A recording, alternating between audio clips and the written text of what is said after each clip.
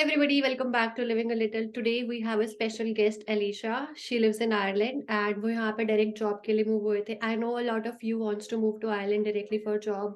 तो यहाँ पे जॉब कैसे मिलती है, जॉब मार्केट कैसी है, आप जॉब के लिए कैसे अप्लाई कर सकते हो, अपना वीजा प्रोसेस, यहाँ पे जॉब सैलरी कितनी है, इंडियंस कैसे मूव कर सकते हैं आयरलैंड में, ये सारी इन्फॉर्मेशन हम आपको इस वीडियो में देने वाले हैं. तो गाइस लेट्स गेट स्टार्टेड. क्या आप मेरे व्यूअर्स के लिए खुद को इंट्रोड्यूस कर सकते हैं, थोड़ा अपने बैकग्राउंड के बारे में बता सकते हैं? एवरीवन, जैसे कि आतिया ने बताया, मेरा नाम अलीशा है। और थैंक यू आतिया, मुझे ये अपॉर्चुनिटी देने के लिए कि मैं आपके चैनल पे बात कर सकूं इस बारे में।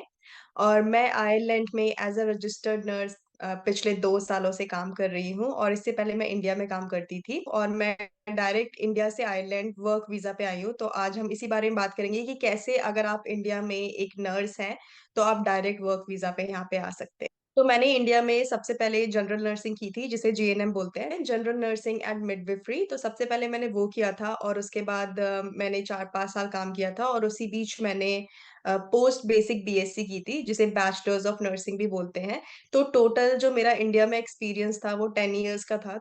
और मैंने कभी नहीं सोचा था कि अब्रॉड मूव होना है।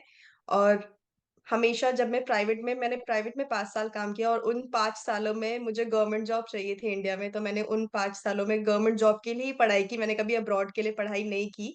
उस टाइम पे इतना अवेयरनेस भी नहीं था, क्योंकि इतना यूट्यूब नहीं था। और अगर आप सर्च भी करोगे तो आपको इतना नहीं पता चलेगा कैसे अब्रॉड मूव होना है।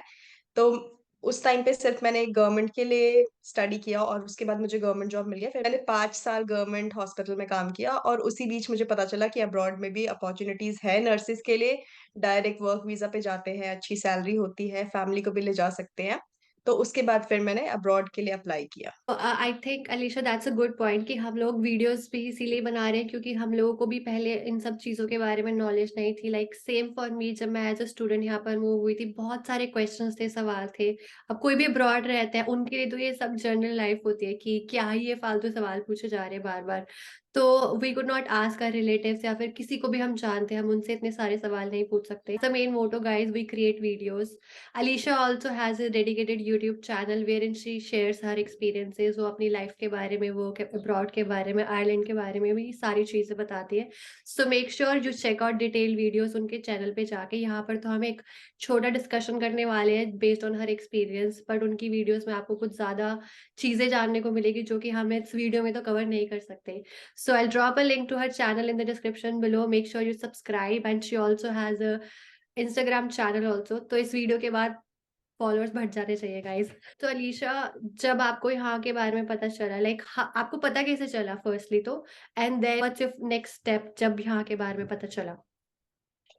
तो जब मैं गवर्नमेंट हॉस्पिटल में जॉब करती थी, तो मैंने वहां पे देखा, क्योंकि जितने भी लोग इंडिया में, मतलब जितनी भी नर्सेज हैं, उनका मेन जो मोटो होता है वो ये है कि हम प्राइवेट से सरकारी में मूव हो जाएं किसी भी तरह। क्योंकि सैलरी जो प्राइवेट हॉस्पिटल्स की है, टू बी ऑनेस्ट, इंडिया में बहुत ही ज्यादा कम है। और 4 से 6 साल पढ़ाई करने के बाद अगर आपको इतनी कम सैलरी मिल रही है तो कोई मतलब नहीं बनता। तो जितनी भी नर्सेज हैं, जो भी प्राइवेट में काम करता है, वो गवर्नमेंट में मूव होता है। और आपको पता ही होगा कि गवर्नमेंट जॉब मिलना कितना मुश्किल है इंडिया में, due to reservation and competition. और एक बार जब गवर्नमेंट जॉब मिल जाती है, तो या तो इंसान वहां पे सेटल हो जाता है या फिर आगे मूव होने का सोचता है। तो जब मैं गवर्नमेंट हॉस्पिटल में गई, तो मैंने देखा कि वहां पे सब लोग अब्रॉड जाने के लिए पढ़ाई कर रहे हैं। फिर मैंने काफी गूगल पे सर्च करने की कोशिश की, कुछ नहीं मिला। मैंने यूट्यूब पे सर्च किया, पर मेरे को कोई भी ऐसे मतलब इन्फॉर्मेशन नहीं मिली। टू बी ऑनेस्ट, हिंदी या इंग्लिश में इंफॉर्मेशन नहीं मिली। बाकी जो और लोग थे वो अदर लैंग्वेजेस में वीडियोस डाल रहे थे अपनी नेटिव लैंग्वेज में, तो मुझे कहीं से भी कुछ क्लू नहीं मिला। तो जो मेरे कलीग्स थे, मैंने उनसे ही पूछा कि अगर हम आइल्स या फिर लैंग्वेज रिक्वायरमेंट क्लियर कर भी लेते हैं तो क्या स्कोप है, कैसे जा सकते हैं। तो उन लोगों से मुझे पता चला कि कितना अच्छा स्कोप है बाहर, और उनके ऑलरेडी जो उनके फ्रेंड्स थे, उनकी फैमिलीज थी, मतलब जो उनके नोन थे, वो ऑलरेडी बाहर एज अ नर्स काम कर रहे थे।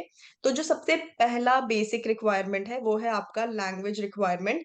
पर आपके जो स्कोर्स हैं लैंग्वेज रिक्वायरमेंट में, वो काफी ज्यादा हाई है, और वो वैरी करते रहते हैं। तो आप अगर एक नर्स हो और आप अब्रॉड मूव होना चाहते हो, तो आपको आयल्स एकेडमिक्स देना पड़ेगा। तो as of now IELTS academics, अगर आप आयरलैंड का स्कोर देखोगे तो आपको सब में 7 चाहिए, किसी एक में 6.5 चाहिए। और एक और लैंग्वेज रिक्वायरमेंट एग्ज़ाम है जिसे हम बोलते हैं ऑक्यूपेशनल इंग्लिश टेस्ट ओईटी।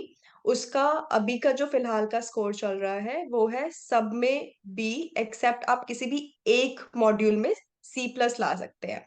तो ये काफ़ी हाई क्राइटेरिया है लैंग्वेज का। पर मैं ये कहूँगी ये हाई क्राइटेरिया उन्होंने इसलिए रखा है क्योंकि आप सीधा एज़ अ प्रोफ़ेशनल आ रहे हो, आपकी लैंग्वेज स्किल्स, आपकी कम्युनिकेशन स्किल्स बहुत अच्छी होनी चाहिए, स्ट्रॉन्ग होनी चाहिए। क्योंकि आप डायरेक्ट यहाँ पे आके डॉक्टर से और जो पेशेंट्स हैं उनसे डील करोगे। तो उसके बाद आपका क्या नेक्स्ट स्टेप रहा? लाइक आपने जॉब अप्लाई करना डायरेक्टली स्टार्ट किया या कोई और एग्ज़ाम भी था इस जॉब के लिए?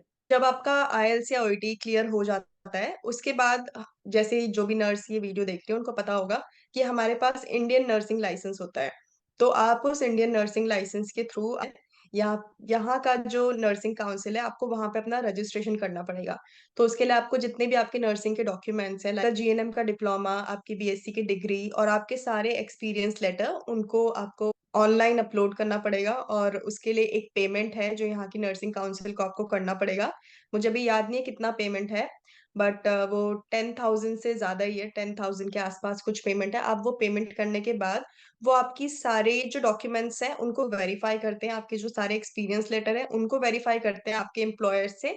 और ये सब कुछ जब वेरीफाई हो जाता है तो वो आपको एक डिसीजन लेटर प्रोवाइड करते हैं। तो ये डिसीजन लेटर जो है, उस डिसीजन लेटर के बाद आप एलिजिबल हैं इंटरव्यू के लिए अप्लाई करने के लिए। अब नेक्स्ट जो स्टेप है वो इंटरव्यू है। तो इंटरव्यू के लिए आप डायरेक्ट भी हॉस्पिटल्स को अप्रोच कर सकते हो। तो आप ऑनलाइन, मैंने क्या किया था, मैंने ऑनलाइन चेक किया था वैकेंसीज़ इन आयरलैंड। तो आप डायरेक्ट हॉस्पिटल्स को, एचआर को अपने रिज्यूम्स भेज सकते हो या फिर आप किसी एजेंट के थ्रू भी अप्लाई कर सकते हो। और अगर आप एजेंट के थ्रू अप्लाई करते हो तो सब कुछ एजेंट अरेंज करता है। अगर आप डायरेक्ट अप्लाई करते हो तो सब कुछ आपको खुद से आगे का प्रोसेस करना है। Like Alisha as you mention कि आप एजेंट के थ्रू भी जा सकते हो और खुद से भी अप्लाई कर सकते हो। तो क्या क्राइटेरिया है और what is the recommendable way? Like आप क्या रिकमेंड करते हो, क्या सजेस्ट करते हो कि अगर एजेंट के थ्रू जा रहे हैं तो वो पेड है, नॉन पेड है? एजेंट्स भी आपको काफ़ी तरह के मिल जाएँगे। कुछ जो एजेंट्स हैं, वो पेड भी हो सकते हैं और नॉन पेड भी हो सकते हैं, but it completely depends upon कि आपको लाइसेंस एग्ज़ाम कौन-सा मिला है।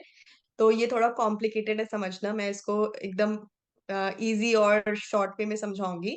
तो एक बार जब आपको यहाँ की नर्सिंग काउंसिल से डिसीजन लेटर मिल गया, उसके बाद आपको यहाँ का नर्सिंग लाइसेंस एग्ज़ाम देना है।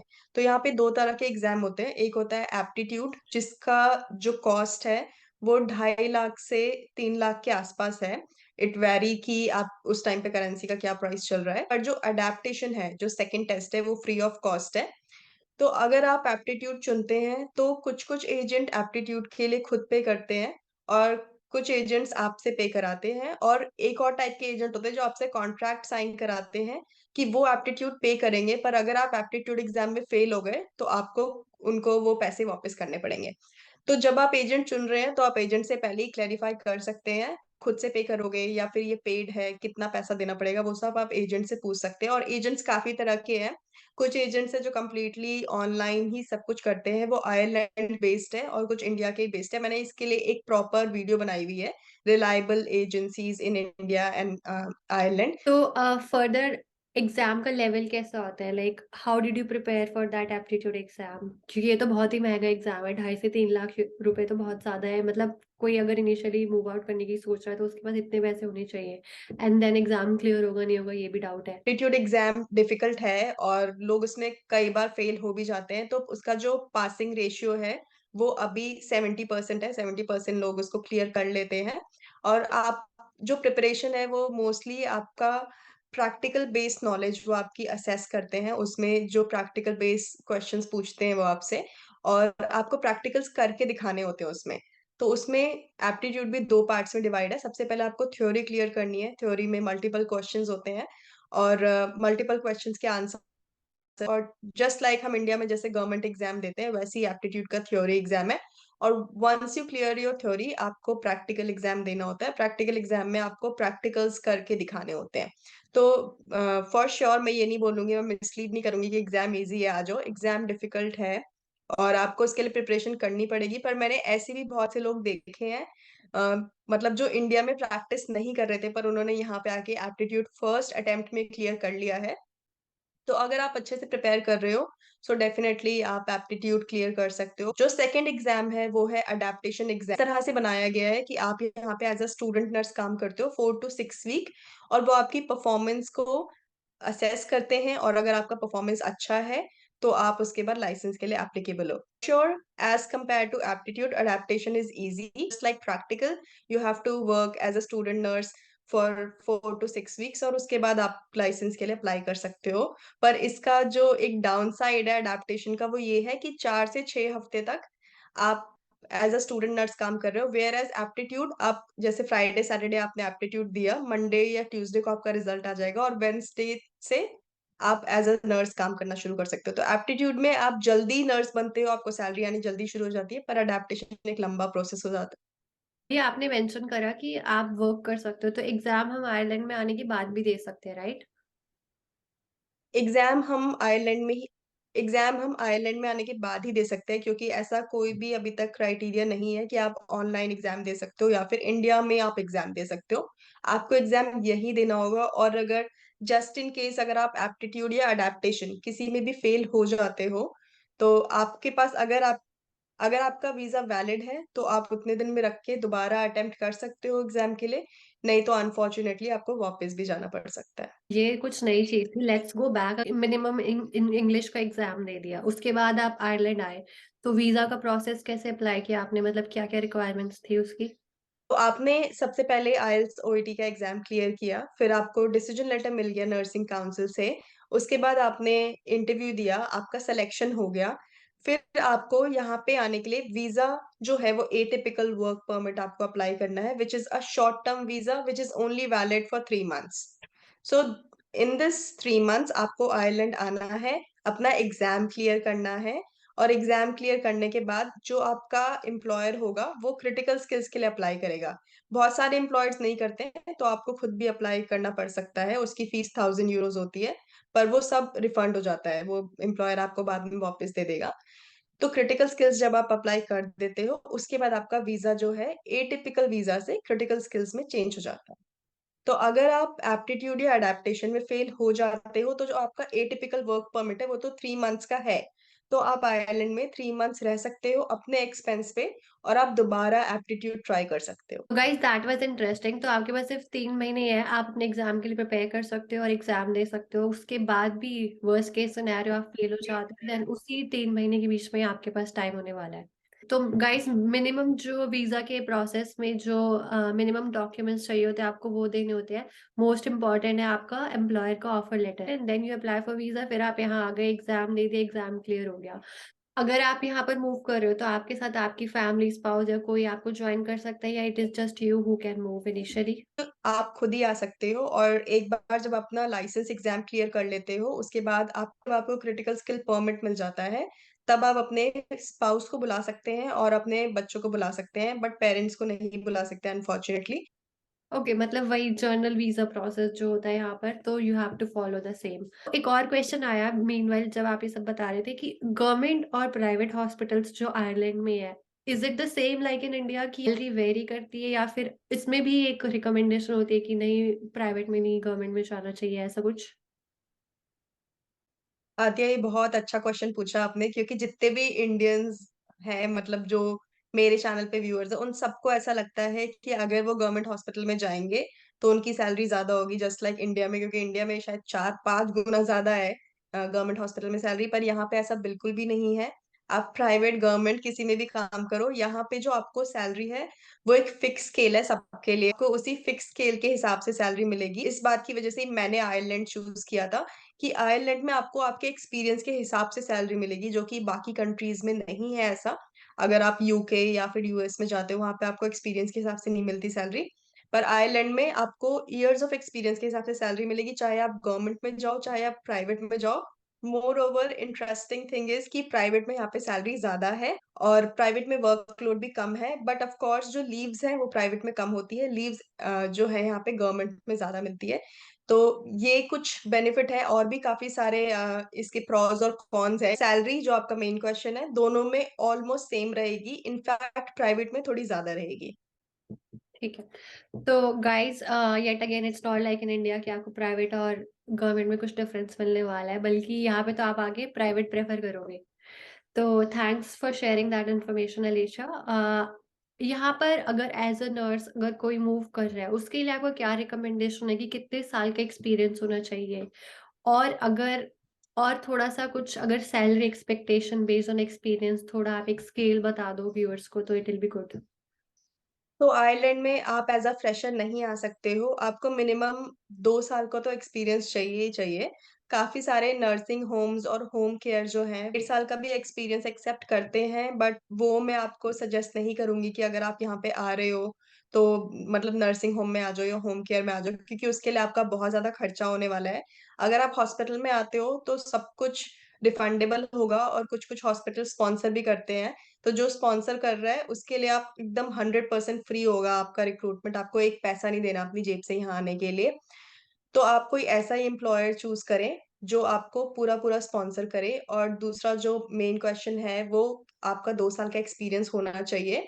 Like do you want to suggest something to the viewers जो कि सेम फील्ड में आना चाह रहे हैं एज़ अ फ्रेशर और एक्सपीरियंस्ड जॉब फील्ड में आयरलैंड मूव करना चाह रहे हैं। तो आप उन्हें क्या सजेस्ट करना चाहेंगे या कुछ एडवाइस देना चाहेंगे? एक अच्छे एक्सपीरियंस से आए हैं, तो आपको ये लोग अच्छी सैलरी ऑफ़र करेंगे। आप आराम से अगर आप 5 साल प्लस एक्सपीरियंस है, तो आप आराम से 3 लाख आईएनआर उठा सकते हैं 1 महीने में। आप कौन से लोकेशन में काम कर रहे हैं, आपकी स्पेशलिटी क्या है, आप आईसीयू में हैं या फिर आप ऑपरेशन थिएटर में हैं, तो इन सब जगहों की सैलरी जो है थोड़ी ज़्यादा होती है या फिर अगर आप एक बिज़ी डिपार्टमेंट में जैसे इमरजेंसी हो गया या फिर कोई सर्जिकल हाई डिपेंडेंसी यूनिट हो गया, तो इन सब चीज़ों का काफ़ी फ़र्क पड़ता है। उसके अलावा जैसे आपको पता ही होगा आतिया, यहाँ पे वीकेंड्स में डबल पे होती है, बैंक हॉलिडेज़ में डबल पे होती है। तो अगर आप किसी ऐसे हॉस्पिटल में काम कर रहे हैं, जहाँ पे आपको वीकेंड्स और बैंक हॉलिडेज़ भी मिल रहे हैं काफ़ी ज़्यादा, तो वो सब आपकी सैलरी को काफ़ी इफ़ेक्ट करते हैं। टू बी ऑनेस्ट मैं अपने पर्सनल एक्सपीरियंस से बता रही हूँ। नाउ मुझे टोटल 12 इयर्स का एक्सपीरियंस है इन नर्सिंग और मैंने जब मैं इंडिया में थी तब भी गवर्नमेंट में मैं कुछ मतलब ज़्यादा सेव नहीं कर पा रही थी आफ्टर ऑल माय एक्सपेंसेस। महीने कम से कम 1 से 2 लाख आईएनआर आप आराम से सेव कर सकते हो डिपेंडिंग आपका अकोमोडेशन कैसा है, आपका एक्सपेंस कैसा है, आप कैसा लाइफ़स्टाइल जी रहे हो। तो I think Alisha thank you for sharing that information. बहुत सारी चीज़ें मुझे भी नई जानने को मिली, मुझे इन सब के बारे में कुछ आइडिया नहीं था। तो जस्ट वाइंडिंग अप वेल अपनी तरफ से मैं जितनी भी नर्सेज़ जो ये वीडियो देख रही हैं, उनको यही बोलना चाहूँगी कि अगर आप इंडिया में हो और अगर आप एक प्राइवेट हॉस्पिटल में हो या फिर गवर्नमेंट में हो और कॉन्ट्रैक्ट पे हो और आपको पता है आप कभी भी परमानेंट नहीं होने वाले, तो प्लीज़ वहाँ पे हसल मत करो। आप अब्रॉड के लिए ट्राई करो। बहुत सारे ऐसे लोगों को जानती हूँ, जिन्होंने मल्टीपल फेलियर्स के बाद भी हार नहीं मानी और आज वो यहाँ पे है, आज वो वेल सेटल्ड है और अपनी लाइफ़ को एन्जॉय कर रहे हैं और उन्होंने अपनी फैमिली को भी काफ़ी सपोर्ट किया बैक होम उन्होंने इंडिया में घर खरीद लिया, गाड़ी खरीद ली, सब कुछ है। तो आप एक डिसीज़न लें, स्ट्रॉन्ग डिसीज़न लें और अपने आप को मेंटली प्रिपेयर करें और इट्स डिफिकल्ट कभी भी मूव होना स्टार्ट ओवर हमेशा मुश्किल होता है, बट आप ट्राई करें और अच्छे से प्रिपेयर करें और अक मैं अपने एक्सपीरियंस से बता रही हूँ कि I have no regrets I have worked in private and government and now I am working in abroad तो ऐसा हमने कुछ मतलब रेसिज्म या कोई लैंग्वेज प्रॉब्लम बाद में नहीं होता सब धीरे-धीरे ईज़ ऑफ हो जाता है। तो काफ़ी अच्छा वर्क एंड लाइफ बैलेंस है यहाँ पे जो कि मुझे बहुत ज़्यादा पसंद है। हम हफ्ते में सिर्फ 3 दिन काम करते हैं जो कि बहुत अच्छी बात है और हमारा 4 दिन ऑफ होता है। सो ये सब कुछ पर्क्स हैं जो आपको मिलेंगी, अच्छी सैलरी मिलेगी, अच्छा वर्क एनवायरनमेंट मिलेगा।